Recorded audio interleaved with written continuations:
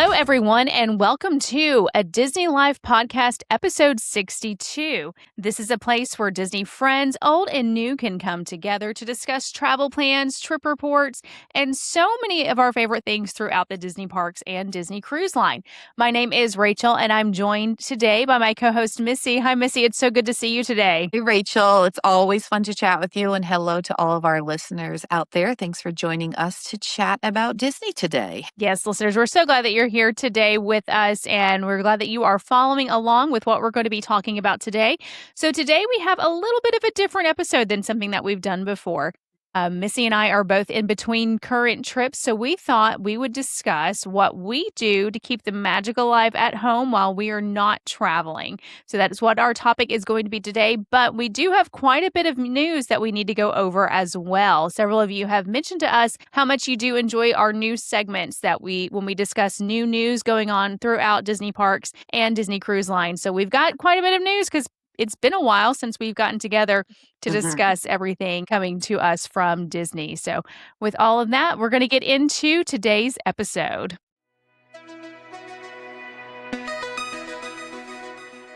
So first off, in today's news segment, recently it was announced that pop-up food and drinks are coming to Diamond Horseshoe at the Magic Kingdom. Diamond Horseshoe has seen different variations over the last couple of years of food offerings there and entertainment offerings. There used to be a magic show and singing there. I remember that from when I was younger and how much I enjoyed the magic show. In most recent years, it's basically been Liberty Tree Tavern Part 2. Right. So Same you exact could menu, go there. right? You and I ate there together Yeah. last July, I think it was, for a lunch, and it was the exact same menu as Liberty Tree Tavern, which I love because I love that ooey gooey toffee pudding that they have for dessert, and I pretty much just went there because of that. But yeah, I've seen it be many things over the years, different shows and things. I could remember during a Mickey's Very Merry Christmas party years ago.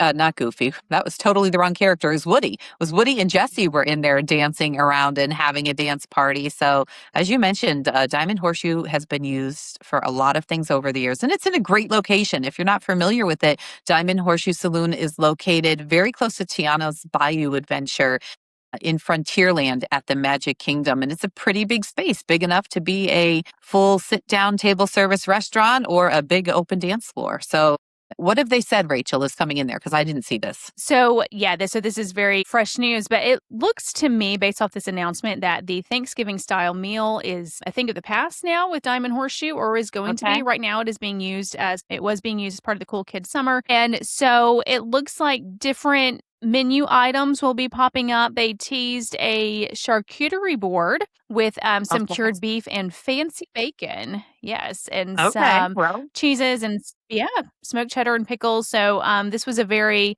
interesting looking charcuterie board with actually the bacon being hung from what looked like a clothesline. So I'm definitely going into kind of the frontier feel of that. They also announced there that they will be serving a margarita with prickly pear, lime, and agave. And if you did not know, if you've never been to Walt Disney World before, purchasing alcohol at the Magic Kingdom is a rare find. There are not many places that have it. It is not like the other parks where they do have some stands where you can purchase alcohol throughout the parks. That is a no-no at the Magic Kingdom. And they did not have alcohol for a long time there, but they will be serving alcohol at the Diamond Horseshoe now once this comes about. Those are really the only two items so far that I've seen teased. There's also a non-alcoholic lemonade that will have some kind of like a chili spice rim to it. So almost like a mocktail margarita type that's family friendly. They've also teased that. And so as far as it looks like to me, the Thanksgiving meal is a thing of the past, which I find interesting because Liberty Tree Tavern is extremely popular. Diamond Horseshoe was a great way to get that same menu and not really fight for the reservations that you had at Liberty Tree Tavern. I remember when we ate there that July, it was full. It was packed inside for a lunchtime. Right. Yeah, it was. It was very full. Speaking of the alcohol at Magic Kingdom, there was no alcohol in that park at all, I don't think. Not in public areas, at least, until Be Our Guest opened several years ago. That's got to be, wow, I'm thinking just off the top of my head, maybe 14-ish years ago, 14, almost 15 years ago, maybe Be Our Guest opened there at Magic Kingdom. I can see Rachel's kind of thinking back to, she's like, 13 Yeah. maybe? Okay. So it's been I a think New while, but Fantasyland was about 13 or so. Yeah, it's been a while. okay, yes, it Yes. opened with New Fantasyland and Be Our Guest. Was the first restaurant there to sell alcohol. And even that is not a full bar menu. I mean, we're talking about different wines there is really what was intended when it first started. And it's expanded a bit since then, but I'm sure this is not going to be the type of thing that's a full bar service either. Like Rachel mentioned, they talked about the margarita there. There'll be specialty drinks, that type of thing there. And there are other places since Be Our Guests that have started selling alcohol at the Magic Kingdom, but it is not the kind of place that you can go up to cart or kiosk and just grab a drink like you can at the other Disney parks. So interesting update there. Should we Yeah. just go And I down also your want to list, mention, this Rachel? looks like it will. Sure, we Sorry. can. I'll mention too, real quick. It looks like this will be a table service offering because they Mhm. did say more information on reservations to come up, but they will still take walk-ins. Okay, so continuing on with food, Walt Disney World recently released the Halloween foodie guide for Disney Springs. Did you happen to look at all of the menu items that have been announced? I think there were a lot of them, so I did not look at all of them. I did skim it, and I did see another announcement for Mickey's Not So Scary Halloween Party. They have a ton of Halloween options also, but what did you see at Disney Springs? Well, I honestly, I stopped about midway through because I was getting really It's hungry, but it's a I was lot. It is a so lot. surprised. Yes, it is a whole lot. And it started out with Jock Lindsay's Hanger Bar, which I've actually never been in before, but they had a lot of food offerings and a lot of specialty beverages, and including a fright of the espresso. I think you're a fan of espresso martinis, aren't you? I am. I don't typically turn one down, and I have been to Jock Lindsay's Okay. before. It's a really fun place to go, and they typically do a great job with their I mean, they're all about the gram there, really. The food is tasty, but they Well, have yeah. adorable like the presentation of everything is always really cute there and very photogenic. So I have popped in there from time to time for some different things. I don't think I'm going to be down there this fall to check it out, but I'll have to keep an eye on that because it's always super cute there. Yes, it is. And so a couple of things that they do have a Temple of Doom margarita, which looks like it a skull cup, much like the Indiana Jones movie. Uh-huh. And you have a Viper's Nest, which is a non-alcoholic beverage that looks like something my kids would love because there are gummy worms coming out of it. So they That did a just really good sounds so job making yucky to me. everything. I just never No. understand that. They put stuff like that in drinks, and is anybody I guess there must be people really eating them. I don't know, but ooh, no Yeah. thanks. That's a no for me. Yeah. I think I would take it out before everything gets all soggy. Over at Amorette's Patisserie, which typically does have various holiday offerings, there are some Sanderson Sisters eclairs that are very cute. And it looks like the artwork on top of it. I've seen this artwork style used throughout. It's almost kind of like a Mary Blair-esque artwork style that they're going to be using for Okay. those. Yeah, and even Art Smith's Homecoming, they have a pumpkin bread pudding which looks delicious if you are into pumpkin flavored things, and even Chicken Guy's getting into. I mean, there's just so many places that are offering fall or Halloween offerings at Disney Springs. One of the things that I saw, the Ganachery is having a pumpkin spice s'more that looks absolutely delicious with a Ooh. Mickey pumpkin on the front of it. And it looks like the Mickey pumpkin is kind of like in a powdered sugar that it's made off of. So there are so many cute things. A pumpkin spice malted chocolate chiller with Madame Leota as part of the straw. So Mhm. I think even if Disney Springs is not necessarily always on your list, and if you're visiting during this fall, you might want to go. A lot of these offerings are running through October 31st, some even extending out into November. And by the time this airs, the Halloween party has already started at Magic Kingdom. We're recording this Yes. just before the first party night, and we have seen photos of what is anticipated to come there as far as all the snacks are concerned. But we'll follow back up on that once the parties start and we start seeing some reviews and get to experience those. Well, let's head over now to Lakeshore. So, some great updates were recently mentioned for Disney's Lakeshore Lodge. So, this is over where Disney's Fort Wilderness campground area is located. And it's not taking over the campground. I want to clarify that, but this is over in Right. that same area Yes. of the of It's Walt Disney between World the property. Yes. campground. It's between the campground and Disney's Wilderness Lodge is where Lakeshore will be. And this is massive. If you have been over in that area at all, you have seen the construction of it. It is a massive resort. And so some things were announced recently about the lobby and about restaurants coming to the resort. They did mention that in the lobby will be a huge blown glass sculpture inspired by Pocahontas and the colors of the wind. And so I did see the artwork, the concept artwork for this, and it is beautiful. And I really, honestly, I had to think, what kind of a mess would that be if one of those happened to break? But, I guess that's where my mind goes when you have young children. Yeah, well, I don't want it to break, but I just thought there's so much that could happen, and one of those leaves could just break right off. So they are out of guest reach, obviously, but things do happen. And luckily, they're out of Rachel's reach because she's just wanting to break one. I don't want to try. She's going to take one home. Yes. Yeah, right. Can this make it back in my suitcase? And they did also reveal floor-to-ceiling windows to go and overlook other parts of the property too. So very beautiful lobby area that they've designed, and does not, from the artwork, does not have the rustic feel that Fort Wilderness Campgrounds has. It seems a lot more deluxe than rustic, I think. Yes, very indeed. much so. So, but it will be there very close to the Magic Kingdom. I did see something about one of the restaurants will have a view of the fireworks from the windows there. So that is super exciting. So looking forward to that, even though it still kind of looks like a monstrosity. We'll see. We'll see how it looks. I thought the same thing about Riviera, and I wish Riviera's color scheme on the outside was a little bit fresher looking, but I love Riviera. Yeah, and they've also announced the Dandelion Terrace, which is a great place to view the Magic Kingdom fireworks over Bay Lake. And the 3 restaurants that they announced recently are Moonglade, which is a table service dining experience, and Bay Lake Provisions, which will be their quick service marketplace, and Paint Out Point Bar and Grill, which will be near Lakeshore Lagoon with shareable bites and specialty beverages. So those are the 3 dining locations that were recently announced by Walt Disney World, and I'm looking forward to it. I don't own into DVC, but I'm sure there will be some cash rooms that will come open eventually for guests who are not DVC to book to.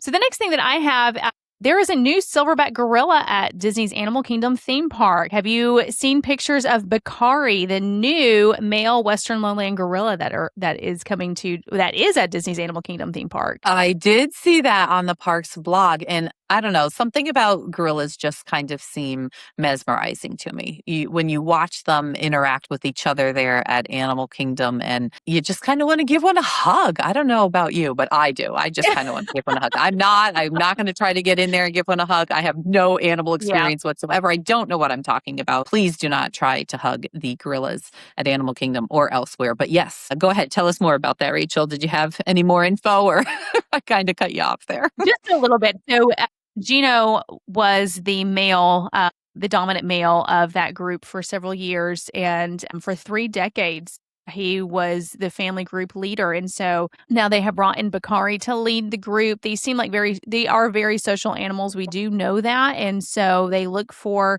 a male leader to kind of lead the family. And so Bakari is being brought in, which I think is a whole interesting thing. Disney explained on their blog what they are doing to slowly introduce Bakari to the family in order to be accepted in. And he did spend time at another zoo prior to this, being able to bond with other adult male gorillas and learn his role in a lot of ways too. Wow. As they are social animals. So you can see him on, I don't want to say display, but you know what I mean? He is out there in I don't even know what the correct term for that would be, honestly. I don't know what to call that either, but a lot of times when you do go through the Gorilla Falls Exploration Trail, you may see a lone gorilla on one side and the rest of the family on the other side too. That is not unusual or uncommon, that they do have them separated off into different parts of it. So it looks like Bakari is being slowly introduced to the rest of the family over time, but you can see him out and about on the trail currently at Disney's Animal Kingdom theme park. So yeah, I don't know. I don't want to say display. I think no matter your opinion on zoos, I think Disney does a fantastic job at Animal Kingdom theme park. And I love the series that they have on Disney Plus about caring for the animals at Animal Kingdom theme park and at the Living Seas over at Epcot. I think that was a fantastic series, and I hope they do more seasons of it. I really enjoyed that one. Not seen it, so I need to do that. You know, I don't spend nearly enough time watching Disney Plus, I guess, because they have a lot of interesting shows out that I have not seen and I would love to see. So also over there at Animal Kingdom, I don't know exactly what it is, but I did hear that they already updated part of the film for Zootopia Better Together.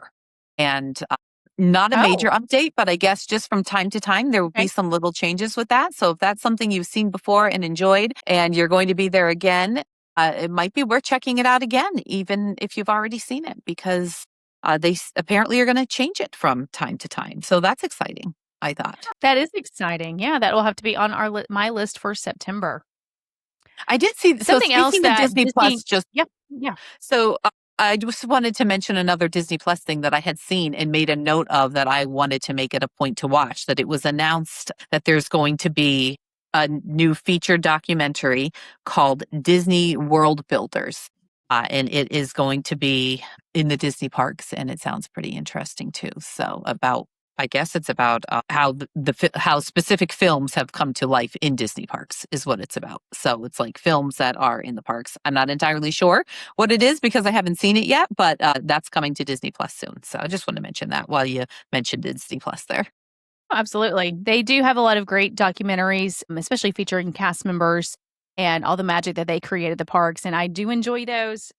I've watched several of them on Disney Plus over the years, but I think the animals one was just about my favorite. Something that has gotten a lot of attention over since it was announced, there are new costumes for cast members coming to Mickey's Not So Scary Halloween Party. In fact, I saw a reel about it today because this apparently is a pretty polarizing change that they have made from the traditional costumes that they've had for, I don't know, 20 years. How long has this already been Wow. going on? I haven't seen anything on that. So what are they doing? Like what kind of cast members are Okay, these? Like, so these are specifically for the Halloween party cast members. If you have been to Mickey's Not okay. So Scary Halloween Right, Party, the right. cast members are in specific outfits. They are orange and green and bright, and there is no mistaking who is working there.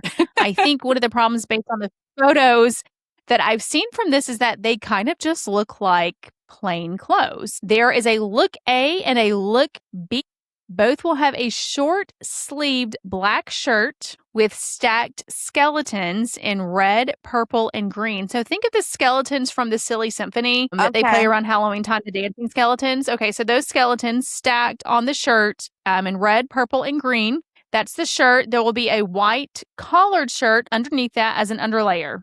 And Huh. look A comes with dark green shorts. Look B comes with long pants, Okay. green long pants. That's it. That So is we what the have our costume August is. outfit and then our outfit for like probably one night will get cool enough to actually want to wear pants. I feel like if I were Right. a Yes, cast member, I would be absolutely. opting for the shorts rather than the pants. But Yes. I guess they're more a little more accustomed to the weather down there, living there than I would be. While we're on the Halloween party, I wanted to mention one more thing that I had seen come up there in Parks blog. Did you see the new popcorn buckets? So there's a Yes. Hatbox Ghost one. Now this is different than Mhm. the previous Hatbox Ghost. And when I first heard that there was a Hatbox Ghost one, I assumed it would be similar to the one that was like the ghost holding the small lantern. But this is actually a large lantern, it looks like, with the head in it, of course. And then there's also, speaking of heads, a headless horseman one. I guess it is a little scary. We're talking about decapitated popcorn buckets here, basically. Now that I'm saying it out Yes. loud, Yeah. it didn't seem freaky at all That's to me that's true. when I saw the photos, but now that I am trying to describe them to you and our listeners, it's sounding a little frightening. But I mean, everybody knows of the Headless Horseman, and it's a pretty cool looking popcorn bucket. So they'll be available, I believe, just Absolutely. at the Halloween party, at Mickey's Not So Scary Halloween Party. And I bought my tickets for Mickey's Not So Scary Halloween Party yesterday. And Ooh. am I going to try to find a Headless Horseman popcorn bucket? Absolutely. I sure am. I'm I I'm didn't not know much if of a you were. I'm collector like, of them. I mean, I'm not much of a collector of them. I'm really not, but I did love that one. I love that part of the parade. I loved the cartoon growing up, the Ichabod Crane cartoon, and I always thought that one was so fun. And they've also, did you see the lounge fly with the Headless Horseman on it? I don't think I did. I've seen a lot of lounge flies, but I don't Okay, recall so that. yeah. So Mickey's Not So Scary Halloween Party merchandise was released. Also, there was a Wow. lounge fly backpack on one side of it. It is the Headless Horseman. Again, very Mary Blair style cartoon work. Okay. And then on the other side, it says Mickey's Not So Scary Halloween Party. And that has a Mickey vampire coin purse that is attached to it. So it's not the traditional backpack style. It's more of like a shoulder bag, but Yeah, that one's also really neat looking. I'm going to imagine they are going to put limits on how many of these you can purchase at one time, which is what Okay. they've done in the last couple of years to prevent people from going on The eBay. resellers, yeah. But Absolutely, the yes, the resellers, yeah. resellers. I would love to get away from the standard traditional Loungefly style and see some other styles that are unique with the different characters and themes, but not just that particular bag. I'm just not a fan of that bag. I think I've said that here before, but yeah, Yeah. okay. And they have wider straps, which is probably my problem with the Loungeflies, those narrow straps. At the end of the Right. day, it just does not look like it's going to be very comfortable. But this one does have wider straps, more of a cloth type strap as opposed to what they've had traditionally before in the past. So that's really the thing that caught my attention. There's also a Vampire Mickey keychain and a large Vampire Mickey mug. That would definitely, if you're a mug collector, go for it. But that is a massive mug that they released for this party at the time. Yeah, there's never a shortage of special merchandise for parties like this. No. So if you're going, I'm sure you'll be able to find something you love. So another thing that was announced, and this is appealing to me, even though I don't have a record player, they announced a new Epcot LP is coming. Did you see that information? I did, and I kinda love that, and I am so happy that Yeah. my kids have record players that I made fun of them for getting. I was like, "Do you even know what it used to be like now?" I wasn't so when I was very small, I could remember record players being used, but I was more of like a cassette tape into CD child growing up, and I was just blown away by MP3 players when they first arrived on planet Earth here for, like, the general Mhm. population to be able to afford, thought it was so cool. I just can't imagine wanting to have to go back to vinyls, but they think it's cool. And now I see this and I want it. So I'm glad we have some record players in our Yes. house. Yeah, I mean, I'm planning on getting this. I don't think I'm gonna buy a record player just for this, but I will have it.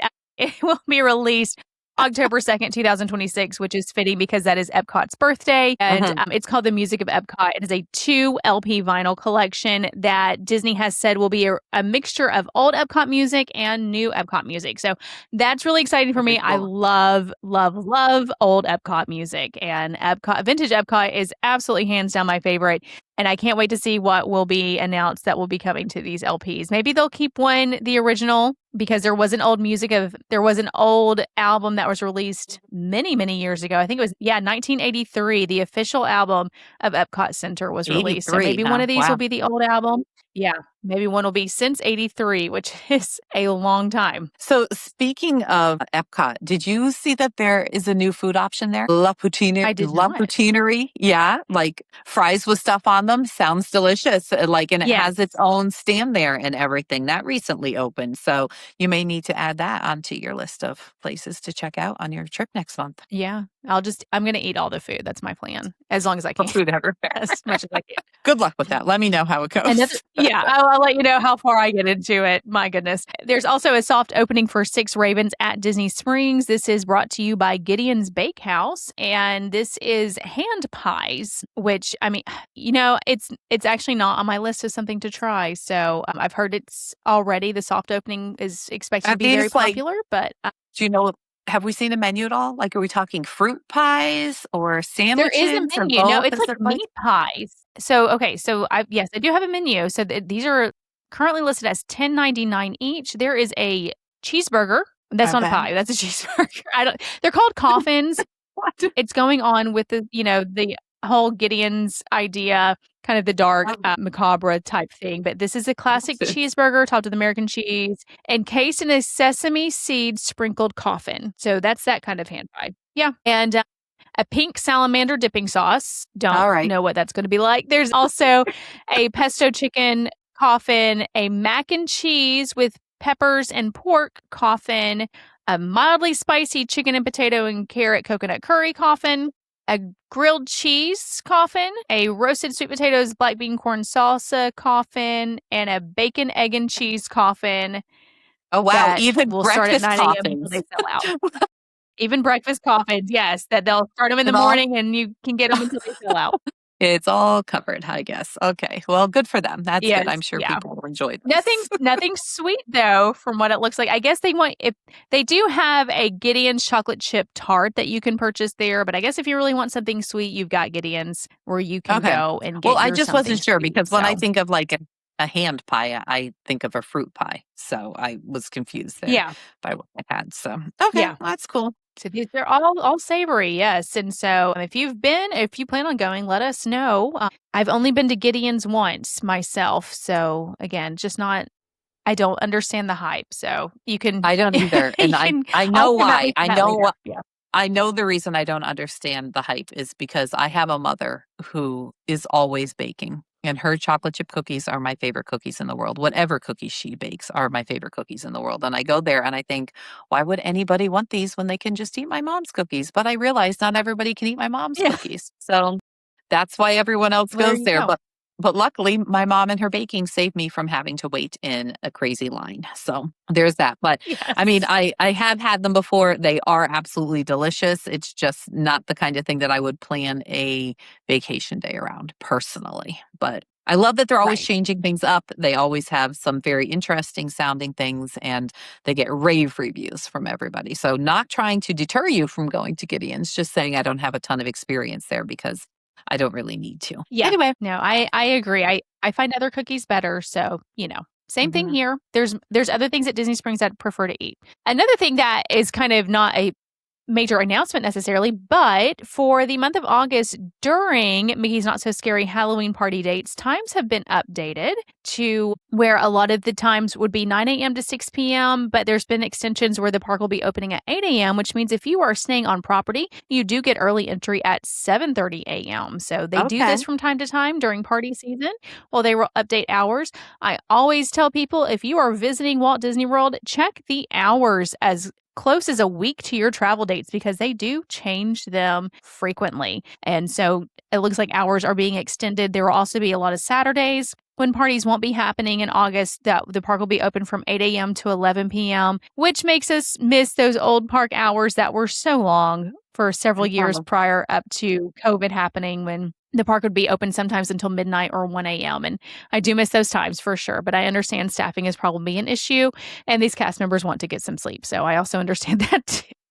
So I don't entirely agree with that. I don't think it's a Okay. staffing thing. I think they've realized that they could double their sale of tickets basically. They can sell tickets to day guests and then they can sell tickets for after hours events, which I mean, those after hour events take place during a time that used to be normal hours. So basically, they've just cut them in half, like cut the park day.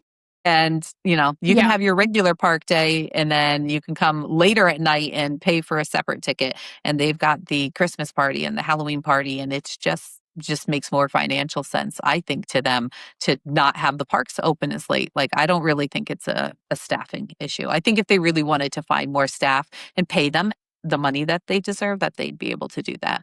But they choose to have separate ticketed events because they're making bank on it. Those are pricey. They sure, yes. I do agree with that. They That's sure just are. my And humble opinion as somebody who used to, we would go early in the morning or late at night to take advantage of the shorter lines. I could remember getting down there, landing in the evening, getting to the hotel at 8 o'clock or so when my kids were little. And, now I can't imagine staying up much later than that now that they're teenagers and almost 20 years old. And the kids would say, like, oh, aren't we going to go to the park? We have annual passes. And it was not a problem because the Magic Kingdom was open until midnight or 1 a.m. And that was in the middle of February. And it wasn't a holiday time and it wasn't a special event. It was just the regular park hours. And we don't get that anymore. And it makes me sad. Anyway, right. that's a It does problem make for it another makes me day. sad too.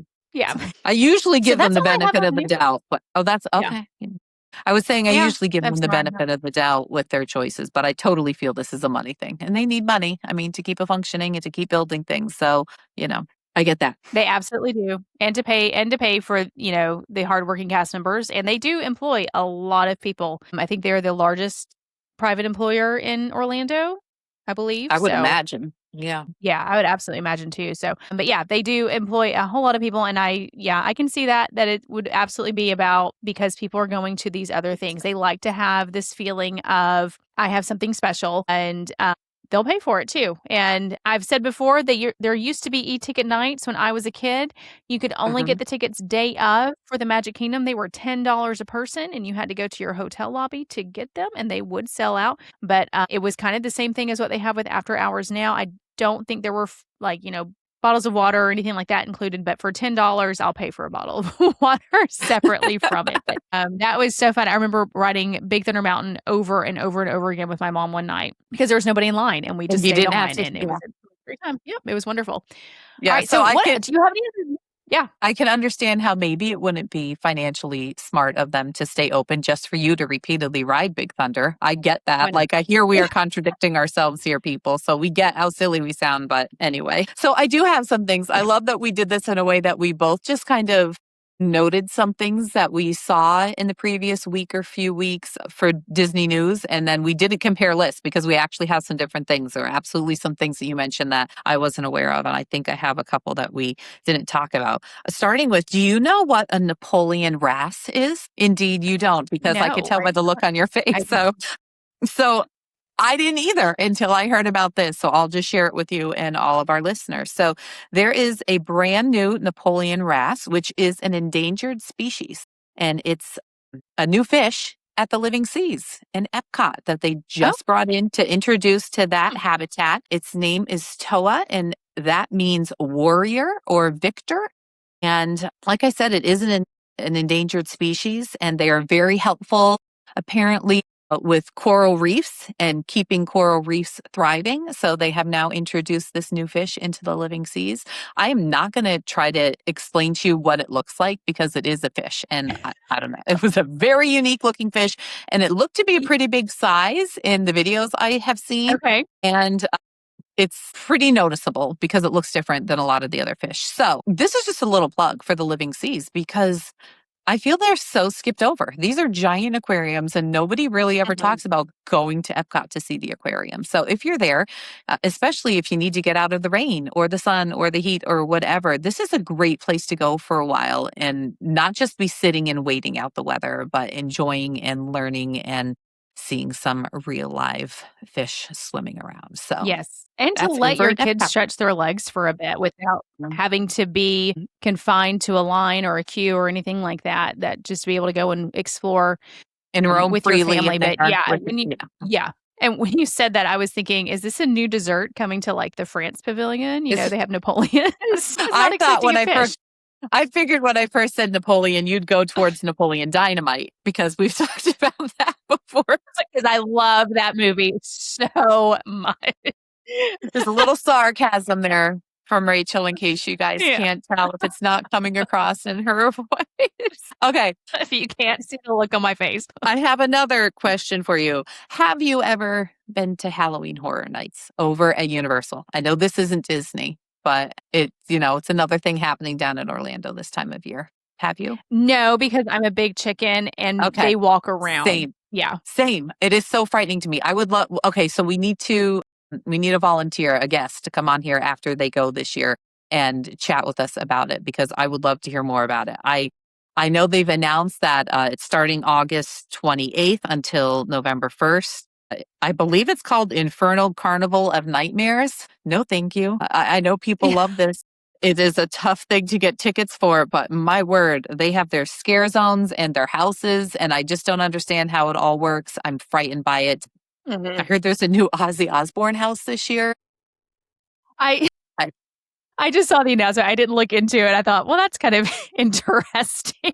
yeah, so we need to find someone to chat with about that, or even if they don't want to come on the air with us to give us some more info, just so we can understand that. Maybe we can share that with our listeners another time because I was a little intrigued by that. I also saw that Run Disney virtual event, a Halloween virtual event, and it's a virtual spectacular, they say, and registration opens on August 11th for that. So if you haven't heard about it and you want to register for it, you better hurry up and get that done. August 11th is the date. So that is tomorrow, right? Yes, tomorrow. Tuesday is the 11th, I think. If you're listening to I'm this trying the to day it think. airs. If you're listening to this on Monday, yes. So we also have heard it announced recently that Disneyland's Christmas festivities will start on November 13th. So that is exciting. And in Disney Cruise Line news, we know we're going to be getting more Believe news soon. We should hopefully any Mhm. day now have additional Disney Cruise Line itineraries through the rest of 2027 and into 2028. And One exciting thing that we've heard mentioned recently is that Disney Cruise Line has come to an agreement to continue to sail to Icy Strait Point in Alaska for the next 15 years. That is an incredible amount of time. Wow. Yes, I think that's absolutely amazing. So it solidifies their spot as one of the only privately owned cruise destinations in Alaska to be able to sail that way through 2040. So that is a Wow. pretty exciting thing, I think. So, yeah. That's a great, that's fantastic news for Disney Cruise Line. If you did not know, if you're looking at a cruise to Alaska, every cruise line that does that will have some type of scenic cruising for you to enjoy. Princess has a pretty good lockdown on a lot of people want to go see Glacier Bay. Princess has a good lockdown on that because of the continued Mhm. partnership that they do have with the state of Alaska. But there are other fantastic parts to go and see of that area where you can cruise Mhm. right up to glaciers. So don't think that you're missing out on anything by choosing another cruise line, but that is a great achievement for Disney Cruise Line because obviously Alaska wants to preserve the beauty that's there for future generations. And I think I just have one more thing that we didn't chat about yet. It is slightly bizarre, and maybe most people don't care about it, but some probably do. Did you hear about the Kraft Heinz deal that they struck with Disney? And like the Kraft mac and cheese is apparently going to be in the North American Disney parks and on Disney Cruise Line because of some kind of agreement, as well as their Heinz ketchup and whatever other products they had. Like I saw this as like a press release, and I was thinking, well, what did they have before? Like, because I don't ever buy Yeah. anything other than Heinz. We're Heinz supporters in this house, I guess. But this says Kraft Heinz and Disney struck a deal that gives the food conglomerate a foothold in one of the America's most enduring entertainment empires, and that empire is Disney. So it's a multi-year partnership that they will be serving these Heinz products in their parks and their properties. So Which that brings up a slew of questions about macaroni and cheese.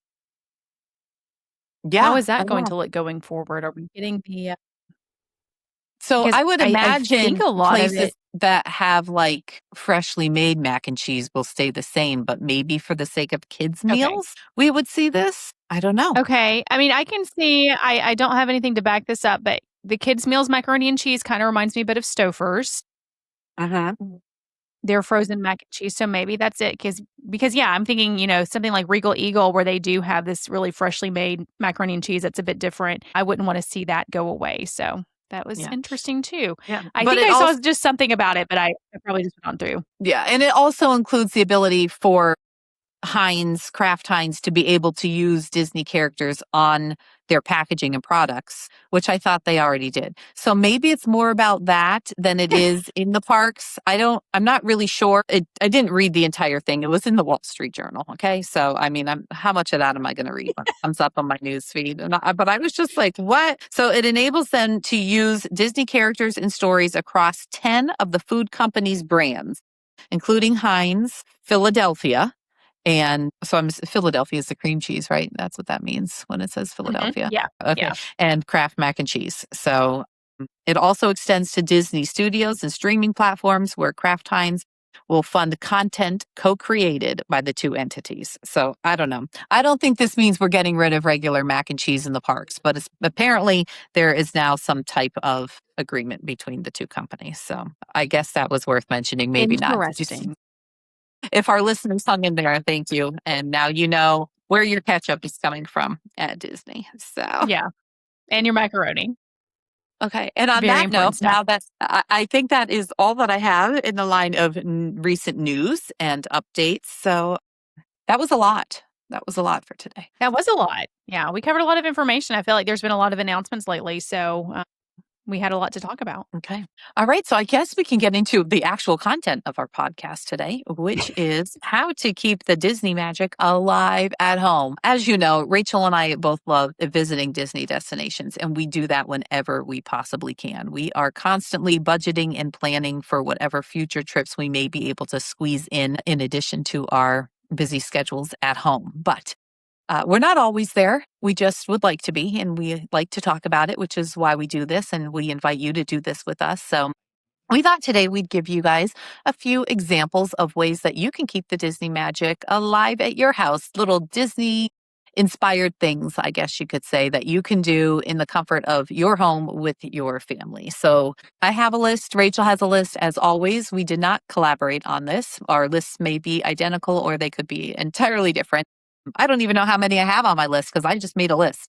So, Rachel, do you Yeah. want to get us started with some suggestions so we can chat about that? So I guess really my top suggestion for anything, if this was to be a top 5, which is not, but this is something I do every single day at home, and that is I play Disney parks music at my house every single day.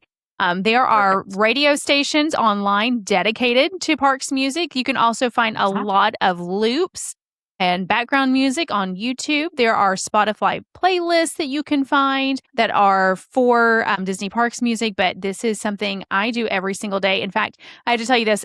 I was listening to one of the internet radio stations and it had a piano version of Pirate's Life for Me. And my 3-year-old looked at me and she said, "That's the pirate song." And Aw, I said, she's so "Yeah, it smart. is." So she is. I was so proud. She tells me all the time. She asks me every day, "Are we going to Disney World today?" So And I am instilling that in her young. But you but have yeah, done so my well. kids recognize it, and yes, thank you. And even when we're in the parks and they may hear something that they hear at home all the time, and they're like, "Oh, I remember listening to this song." Or if we're at home, they'll be like, "Oh, hey, that song was from," or "We heard it in Mhm. this place or location." And so I would say that is something that we do every single day, have music playing from the parks and resorts. Right. Well, I did basically have that on my list. Mine reads as listen to Disney music, either parks music or music from the movies. And then I specifically Mhm. noted on here to listen to Four Parks One World, which is a 2-disc CD that I bought probably in the early 2000s. And it is an actual CD. And my daughter greatly appreciates the fact that the vehicle she drives still has a CD player in it because she listens to Four Parks One World pretty regularly. And this is Parks music, and it's was made soon after Animal Kingdom opened, so it does contain music from the 4 theme parks, and it's probably, Rachel, includes a lot of what you're considering the old Epcot music. Maybe? I don't know how far back you'd have to go there. I'd have to look at the CD case and see what all is on there, but I used to listen to it a lot. I loved it. You could also listen to channels like Radio Disney on Sirius XM, or if you're streaming, Sorcerer Radio is a great option for streaming as well. So Mhm. I'm sure there are some other ones out there, but those are the ones that I listen to and enjoy listening to. All right, so what's next on your list after music? So I think the next obvious thing is movies. Movies may be even more obvious to me than music, but watching Disney movies at home. Sometimes we love to hang up a sheet in the backyard. This is something we used to do when the kids were little. And use a projector to watch them outside, kind of like movies under the stars, like you could do at all of the Disney resort hotels.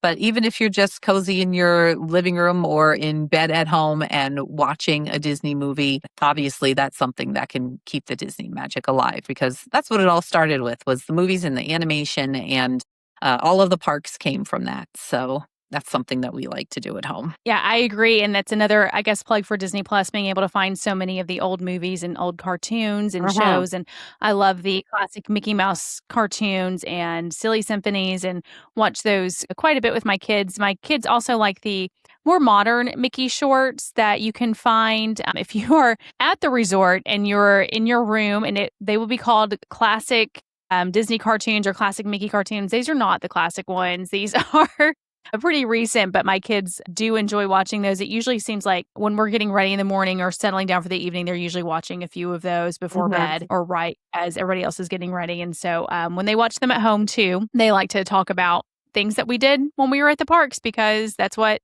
they correlated to They're like, these special Mickey cartoons. because we have Disney obsessed children Wait, and we are not sorry. yes.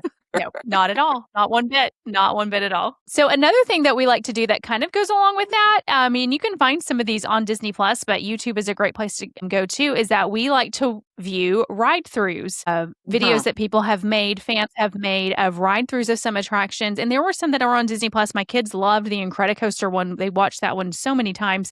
But that's another thing too, where if we're talking about a ride and one of my kids says, "Oh, I don't remember that," then, "Oh, well, let's go find it on YouTube and go ride it together." So I do have a rule that we do not do that for any new attraction. If we have not experienced the attraction yet, we will all wait and experience it live together. But that's another great way to get everybody used to or remembering about the parks. When my youngest daughter, Goofy's Barnstormer, was her favorite ride on our last trip, we have watched Goofy's Barnstormer on YouTube several times so she can relive that magic of going up the hill and turning round and round and round. Right. Well, that's kind of funny because it's basically the opposite of what I was going to say. I was going to say that in order to prepare for a trip, if you have some kiddos that are a little nervous to do some rides, having them watch a POV video of the ride itself on YouTube could be a way to encourage them or maybe discourage them, depending on what the ride is, but hopefully encourage them to go ahead and give it a try. But I do agree that watching videos after you've been there is great too, just to help you kind of relive that and remember it. And it's something to, especially I think for the kiddos, I don't think I personally need to sit and watch any ride through videos, but for the kids, it can help keep that excitement alive. And I did have watching YouTube videos on my list, so we'll go with that. Yeah. Another thing that I like with the YouTube videos, and this is great advice if you do have small children that maybe have not met characters before or that maybe were afraid of characters in the past, is to watch some meet and greets with characters or some maybe character cavalcades too. This is a great way to get your child used to seeing those characters interact and perform in front of other people and guests. And so that's something that we also do as well, or have done at times too, especially with my daughters. My son had no problem with characters from day one. The first time he met Mickey Mouse was incredible, but my daughters were afraid of characters for a while, except for my youngest loved Winnie the Pooh and Minnie Mouse, but my oldest daughter just did not like characters. And then so we started watching a lot of character cavalcades, a lot of meet and greets, and she did just fine on the trip after that. So that's something else that I recommend too. If you have young children, watch some of those videos and with your kids, help them get used to, make it exciting for them, make them excited to go and meet these characters. I would take that a step further, not concerning young kids, but if you have kids that are teenagers and are tech savvy, which I think they pretty much all are at this point, I'm not saying you should all go out there and become YouTubers by any means, but my family loves making our own personal vlogs. These are just for us and our, immediate family, grandma and grandpa, aunts and uncles, people who want to see what we did on our trip. There are so many different apps out there that you could use to edit and make your own vlog. It is pretty easy to do. And like I said, it's just for yourself. It's something that maybe can entertain a teenager on a summer afternoon before they go back to school and they're bored and they're sitting there on their phone anyway. You might as well give them a task. So get some files together from recent trips or trips when they were younger or whatever digital files you have out there and see what they can make, or else get online and create a photo book somewhere or print some photos and make a scrapbook. These are all things that I feel like used to be so much more common, not necessarily the videos, but the scrapbooking and photo books used to be so much more common. And now we just have all of these memories held up in our devices and stored in clouds. And I love it when people print them. So anything that you can do to create something out of those images and those videos that you took the time to take on your vacation, you took the time out of the time you were enjoying there to capture these images and these videos. So you might as well do something with them. Go ahead, pick some out and have them printed to hang on the walls in your home. Something like that with things from previous trips, and it'll help hold you over until next time. Yes, I've seen a lot of families before take the matting of photos and have characters sign them as their autograph book, and then you get a family picture together, and that's your picture from your trip, and you put that up. So I think that's a great idea too. We did that years ago on the Disney Fantasy back when Disney Cruise Line would accept items. It's one of those things I think the internet ruined. They used to allow you to drop things off at guest services, and during the week, the characters would be able to sign them for you backstage on board. And then it would be dropped off magically in your stateroom by the end of the cruise. And that's what we did for the matting around a larger photo that we had printed from that sailing. And it's a wonderful keepsake. I don't think they do them anymore. It's just too difficult, and the characters are just too busy out there greeting guests and enjoying the cruise as well. They don't have the time to sit and sign a bunch of autographs necessarily. So if it's something that you want to carry around with you, you certainly can do that.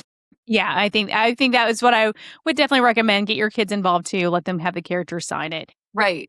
But yeah, that sounds convenient. And if you do notice too, when you do a lot of character meals, they'll give you a card with autographs, but a lot of characters will still sign too. And there's a lot of different crafts that you can make out of those cards also, not necessarily something super fancy, but if you wanted to go ahead and frame those or make some type of collage or something with those cards that they receive from the characters, that's fun too. Yeah. Another idea would be trip countdowns. So there are so many fun things that you can do with trip countdowns. We have one that is blocks that we can change. It says Walt Disney World, and you can change the blocks every single day to count down on your trip.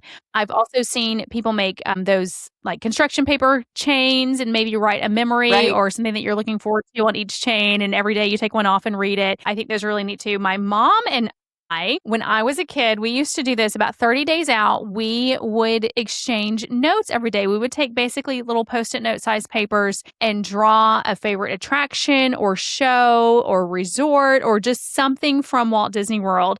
And we'd exchange them every other day. So I would, like if I had day 30, she had day 29, and she would leave them in my lunchbox and I would leave them on her bed or something like that. So we would do that up until our trip. And so that was always really special. And I still have a few of those saved somewhere in a keepsake box from when I was a kid that we would do that. But I always loved doing that with her before our trips. Maybe I should do that on a trip for us next year when we all go together again. Start sending her little notes each day to remind her of things.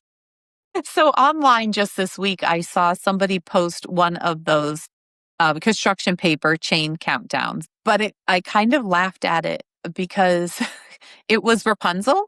And so it was Rapunzel's face with this long chain of hair. And then you took one off every day. And when Rapunzel had no hair left, then it was time to go to Disney. I thought, well, that's unique, but also a little odd.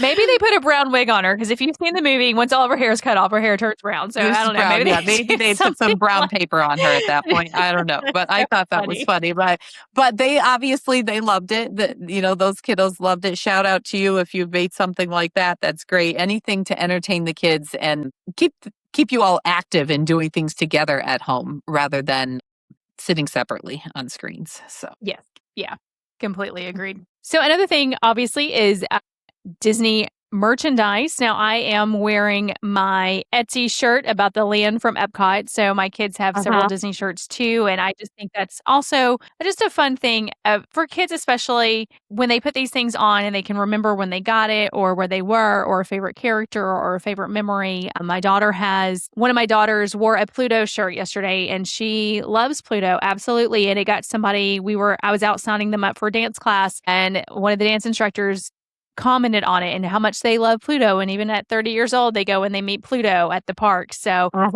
just things like that help keep the memories and magic alive too, because you meet other Disney fans out and about in the wild, as they say. I've noticed one thing that gets a lot of Disney fans' attention is I have one of the Haunted Mansion Dooney and Burke tote bags. And when I use that, you get all kinds of Disney fans approaching you. Because they recognize that wallpaper, which to a non-Disney fan probably sounds completely bizarre that I have a purse that looks like wallpaper from an attraction at a theme park. And other people recognize what it is. But that's just a special Disney thing. And it's always nice to meet new Disney friends, if not online, then in person and at random stores and things. So that's fun. I also will use my resort rapid refill mug sometimes at home if I'm just kind of missing the feel of the parks, which sounds so strange and bizarre, but it kind of just cheers up my day if I have my coffee in one of those refill mugs. And I always have one here when we're recording. I have one with water, and this one that I'm using today is from 100 Years of Wonder, whatever that was. I feel like we go up and down in numbers frequently. It'll be like, yay, it's the 100th. Yay, we're celebrating 75 of this, and now it's 100 again. And this is a purple one from a few years back. I don't remember specifically what we celebrated. Always something. It was 100, whatever it was. It was 100. It was 100 Years of Wonder, whatever that is. Start the company. I don't remember. I do remember what you're talking about because my girls had a few shirts with that color scheme that they were selling at that time too. So it wasn't all that long ago that this came about. Oh, so many ways here. I have more. What do you have? What else do you have? So I think too, just memorabilia around the house. Now, I don't have a lot of hugely decorated Disney I don't have a hugely decorated Disney house because I do share my home with my husband, so he wouldn't necessarily appreciate all of it. But there are photographs, paintings, things like that that we have gotten at the parks. Just some random trinkets and things like that. We do have mugs too. But I think things that I can look at, especially vintage Epcot, vintage rides, that Disney has really come out and embraced a lot of that merchandise too. But special things. I've worn my Disney Cruise Line lug bag for the last couple of days and gotten a lot of compliments on that, just kind of like you had your Dooney and Burke Haunted Mansion tote. So just seeing these things throughout and keepsake boxes that I have of times and moments and places and memories that helps keep the magic alive at home too. Okay. So I feel like we can kind of be inspired by all of our senses here. We've done a lot of visual things and listening things at this point, Yes. but scent is not something to be forgotten. So there are several companies out there who do make and market different candles and room spray that smell like specific areas or attractions or hotels at Walt Disney World. So or Disney Cruise Line, and I think there's some Disneyland ones as well. Some of them cross over to both. So we do have a few candles here in my house, and even a diffuser that has a scented mist in it. Our favorite is the one that smells like the Yacht and Beach Club resorts. We really enjoy that. It keeps everything smelling fresh. We have a friend actually who at one point, I think it was her sister, gave us little bottles of spray that smelled just like the staterooms on Disney Cruise Line. It's like the cleaning spray that they use to refresh your stateroom. So I spritz that sometimes in my bedroom when it's freshened up. And just recently, I saw somebody post in a Facebook group about a cleaning spray that is the spray that they use at the parks. And they said, get this and it'll smell like Disney. I bought it from Amazon. Even my husband walked in the house and said, it smells like Disney in here. Like, what are you doing? What is the smell? I'm like, it's a cleaning spray. And just this morning before he left the house, he's like, you should keep getting that. It's way better than the Lysol that you used Oh to use. wow. Like, just keep getting that. So that it's our Tell me official what it is kitchen after spray. this. I would tell you if I remember the name, but I will send you the link, Rachel. It's Meyer something or other. I don't know. It's no secret. It's out there all over the internet. I am not affiliated with the company in any way whatsoever. I just happened to see that online and figured, well, it's a bottle of spray. It wasn't that expensive. We'll see how it is. But it works well at cleaning the kitchen counter and surfaces and the cooktop stove and that kind of thing. So I didn't even think of scent. And for me, scent memories are so strong. And I can still remember how the Contemporary used to smell. It doesn't smell that way anymore since they started pumping in a lot of scents, but how it used to smell. And every once in a while, I'll be somewhere and catch a whiff of that. And I just think, and it just takes me back to when I was a kid. But Target also carries in their own line of candles a candle that smells so much like Riviera Resort. And Bath and Body Works too, it's Palo something, but if you smell that, it smells like the Rome burning scene in Spaceship Earth. So I didn't even think of scent memories, but yeah, I've bought those candles specifically because they remind me of Disney. It's kind of amazing what a scent can do, and this is not something that's on my list but popped to mind. I could remember back in 2020 when we were in the days that kind of drug on, and you were home day after day, and I seriously used to go get out my H2O products. So if you're not familiar with H2O products, these are the products that Disney would have in the resort hotel rooms. The shampoo and conditioner and body wash, the body wash in particular, has always been my favorite. I would get out travel size bottles of that and just take a shower and use the body wash and just close my eyes. Sometimes I would cry a lot. Rachel and I both work in the travel industry, and it was a rough year, and we had some tears. There were a lot of reasons to cry that year. We don't need to go back there, but it is amazing what scent can do, because that just would always immediately lift my spirits. When they announced that H2O was closing, the company that made it was closing and it wasn't going to exist anymore, I was in a complete panic. Thank goodness Disney bought the formula themselves and they continue it on their own, and you can still get those bottles there. I don't think you can buy them separately anymore. You used to be able to buy them online from the company that made them, larger bottles, and we had those. But still, it's a scent that takes me right back to Disney. So good stuff. Yeah, good stuff. Absolutely. So another scent would be taste, and right, there are the big one. Yeah, that we didn't get to yet. That should be like our main thing, and we didn't get to right. that yet. As much as we love food. So there are so many Disney cookbooks. There are Disney authorized cookbooks. There are websites that are dedicated to copycat recipes. You can even find Dole Whips in a lot of freezer sections now. They have these little cups, kind of like little ice cream cups, but they're Dole Whips now. I found those recently too. So yeah, taste is a huge thing. Trying to find your favorite dish, trying to find the recipe for it. I have in the past seen chefs come out and share a recipe with guests too that loved it so much. So they are very welcoming to do so. But the soup from Le Cellier was a big one. I think, we've made that before. There's Mhm. so many things though that we've just tried to make in the past. Now, I don't think it tastes as good, but I think there's some psychology behind that if somebody else prepares your food, I think I've heard that before. If It'll somebody else taste prepares the better. food, it tastes Yes. better than if you did. Yeah. Yeah. And So a lot of I fully agree with that. a lot of the recipes can be found online as well. So we've had times that we've done an Ohana dinner inspired night, or we've done bottomless milkshakes like they have at Whispering Canyon Cafe. Where we're in our kitchen and we're just making ourselves giant milkshakes or that type of thing. So I have had a Mickey waffle iron for many years. It's one of the big Mickey head ones, like they used to have more commonly at the park. So Mickey waffles are something that we frequently have also. So we are all about the tastes of Disney. And you could also just Yeah. have a themed night based on whatever your favorite Disney movie is or your favorite Disney show, that type of thing. It doesn't have to be a Disney restaurant. So if you haven't had the opportunity to visit Disney World yet and you don't have a Disney favorite restaurant, you can plan a theme night based around your favorite movie. There's lots of ideas. I'm sure Pinterest is full of ideas. I don't personally use Pinterest, but I know there's a lot of stuff out there. So you can find it if you want to. Yeah. So I think I Missy, give just us another one of yours on your list. Okay. so I think I only have one more, which should be the most obvious to all of us, which is listen to a Disney podcast. There are several of them out there. And, they should all support one another. It's a great community that we are able to be a part of as Disney fans. And that's something that I love to do anytime I'm at home and I'm busy working or cooking and want to have something around in the background, or if I'm out on the riding lawnmower, cutting the grass, something like that, I'll listen to Disney podcasts. So, do you have more, Rachel? So I have one that's a little bit strange, and you're going to think this is strange, but just go with me here. It's something that I do. I'm I stalk so the app. excited. I'm excited. I'm so excited. You stalk the app, did you say? I stalk the app frequently and I check wait times. And now I know that sounds kind of crazy and a little bit weird, but I do this for the purpose of planning future trips because I like to think about, okay, we could probably make this time of the year work. How are the crowds? And so I'm always thinking of when our next trip is, thinking years out Uh-huh. in the future.